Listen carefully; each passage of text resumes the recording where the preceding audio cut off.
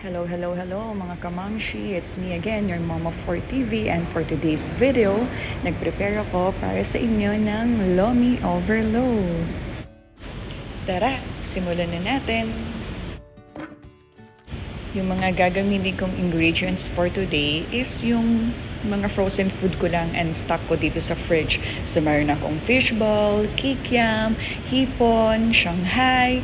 So far, ito yung gagamitin natin para pang toppings natin sa ating lomi. So ito na nga ang gagamitin nating pang fry ng ating mga toppings, yung nabili ko sa Shopee na frying pan na electric. So napaka-convenient ito gamitin.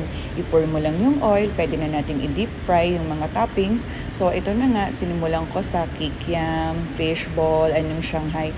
Napakabilis lang maluto dito lahat. Kung anong gusto mong i-fry, napaka-convenient mga momshi.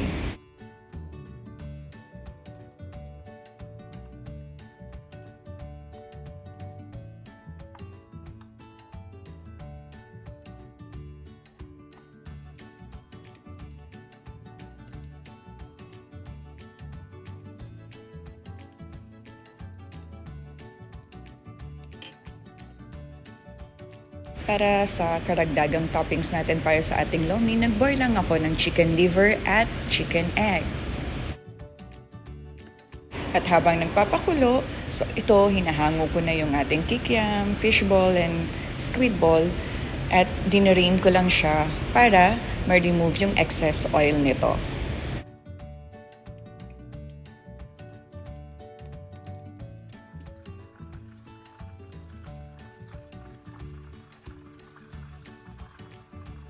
Napakabilis gamitin. Katulad ko, para sa busy na mommy.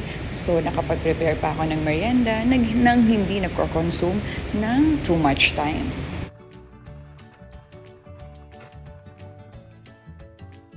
So, ito na yung toppings natin na ating na-fry. So, ngayon naman, meron ako mga hipon dito. Ang gagawin ko, papakuluan ko siya para ito yung gagamitin nating broth para sa ating soup.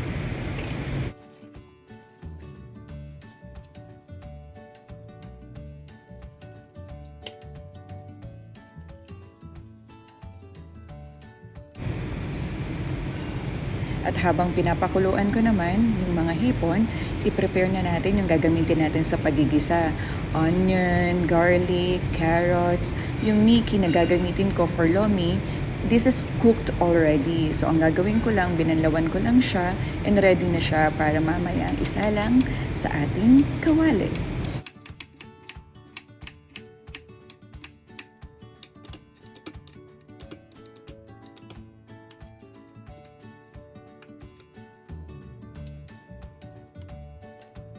Mukhang ready na ang ating shrimp broth. So ito ay set aside lang natin yung pinakuluan. So magiging malasang-malasa talaga ang ating lomi dahil sa broth ng mga hipon na ito.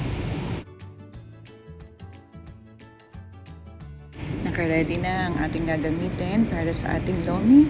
Tara, simulan na nating lutuin ang mga ito. Konting mantika, igisa na natin ang ating garlic. And next dito is ang ating onion. Gisahin lang natin mabuti at pag naaamoy nyo na ang sinangkot siyang garlic and onion, pwede na natin ilagay ang atay at ang carrots.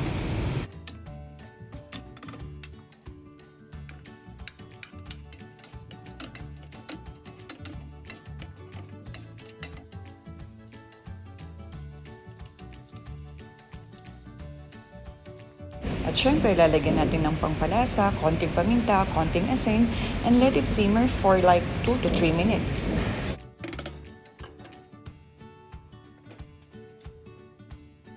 And then after nating i-simmer, ilagay natin yung konting frinay natin na toppings, yung kikiam, yung squid ball, and later yung Shanghai. Pampalasa lang din kasi to habang nagigisa tayo. At ito na nga, nilagay ko na yung Mickey na gagamitin natin para lalo pa siyang lumasa habang sinasangkot siya natin ang ating mga ingredients. And then nilagyan ko rin siya ng egg. So hayaan lang natin siyang maluto dito. And after that, ilalagay na natin yung shrimp broth.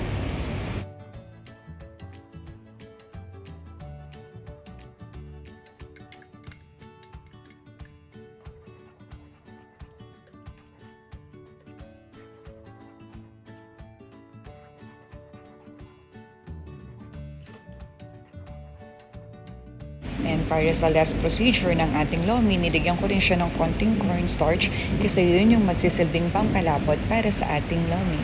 And tada! It's ready!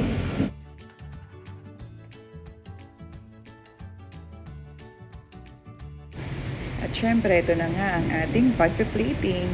See mga mamshi, super loaded and super yummy ng lomi ko. And by the way, nagawa nga pala ako ng homemade chicharon ko. So after 3 days na nakababad yan sa araw, free-nay ko. At ito na nga yung nangyari.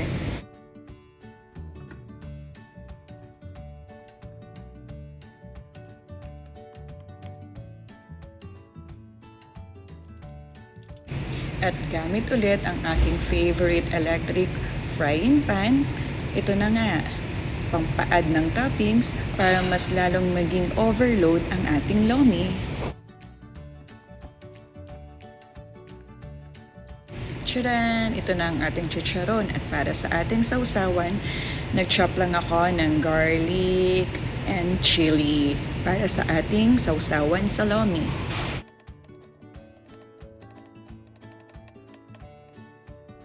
Ito na mga momshi ang aking lomi alasam overload. Tara, tikman na natin.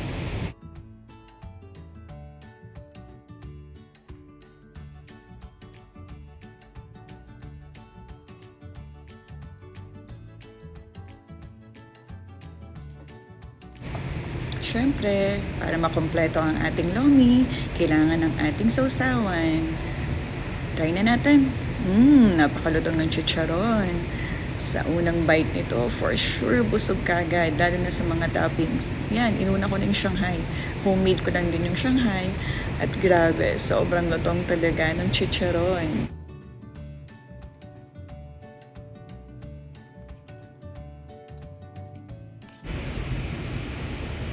Ito na guys, grabe.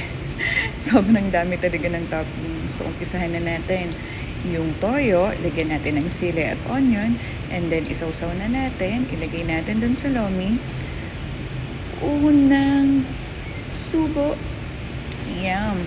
Sobrang sarap, mga kamamshi. Sobrang sarap. Sana matikman nyo rin ang aking luto. Hanggang sa muli. Bye-bye! Thanks for watching!